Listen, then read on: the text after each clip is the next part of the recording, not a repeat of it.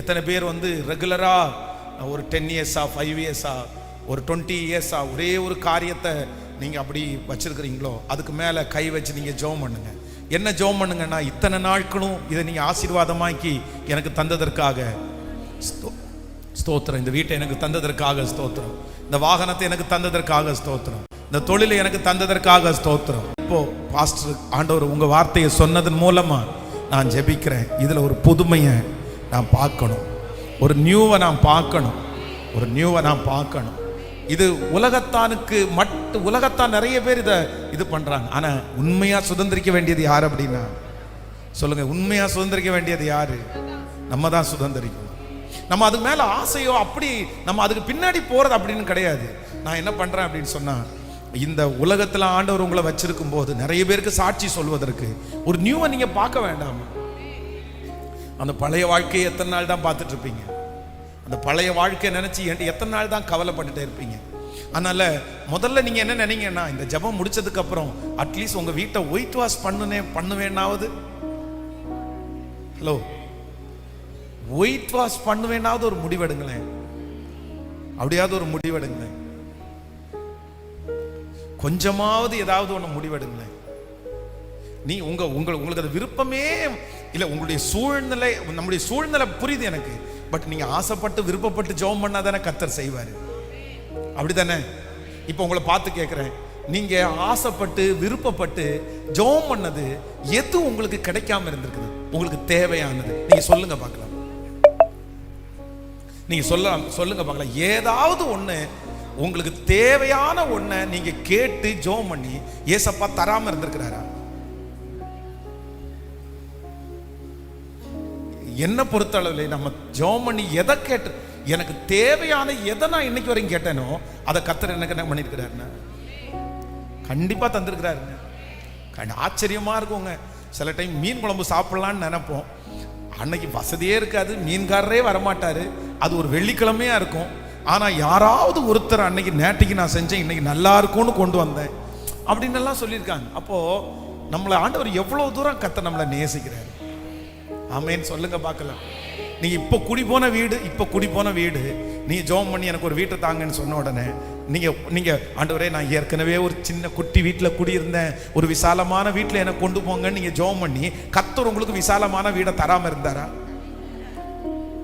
இருந்தாரா? அப்ப நீங்க கேட்டா ஆண்டவர் எல்லாம் செய்வார் இல்ல? சிலதை ஆண்டவர் கொஞ்சம் லேட் பண்ணி தருவாரு. ஆனா கண்டிப்பா நான் ஆராதிக்கிற தேவன் அவர் ஜெபத்தை கேட்கிறவர், ஜெபத்தை கேட்கிறவர். ஆண்டவரிடத்துல சொல்லுங்க, ஆண்டவரே, இந்த உலகத்துல இருக்கிற ரட்சிக்கப்படாத மனுஷன் டெய்லி எதை பார்க்கறாங்க சொல்லுங்க? தினம் ஒரு புதுமையா பார்க்கறான், டெய்லி புதுசு.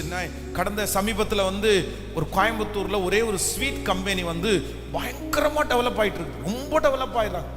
இப்போ ஒரு 10 இயர்ஸ்க்கு முன்னாடிலாம் ஒன்றும் இல்லை, சின்ன அவங்க பார்த்தீங்க அப்படின்னு சொன்னா ஃபர்ஸ்ட் ஸ்வீட் ஆரம்பிச்சிட்டாங்க, இப்போ கேக் ஷாப் ஆரம்பிச்சிட்டாங்க, அதுக்கப்புறம் இப்போ ஹோட்டல் ஆரம்பிக்கிறாங்க.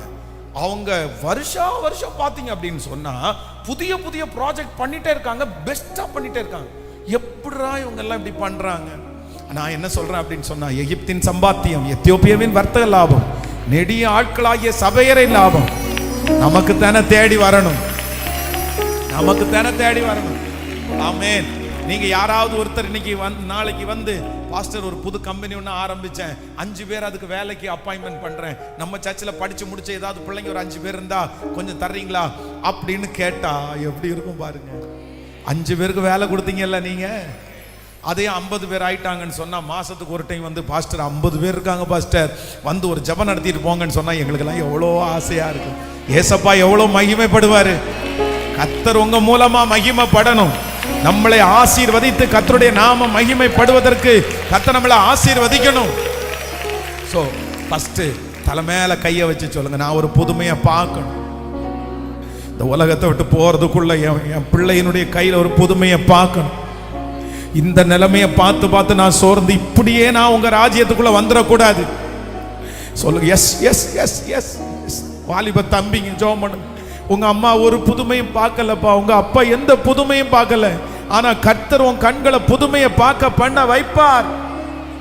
ஹல்லேலூயா, ஹல்லேலூயா, ஹல்லேலூயா. புதுமையை பார்க்க வைக்கிற கர்த்தர் நல்லவராச்சு. அப்பா பா இறங்குங்கப்பா, இறங்குங்கப்பா.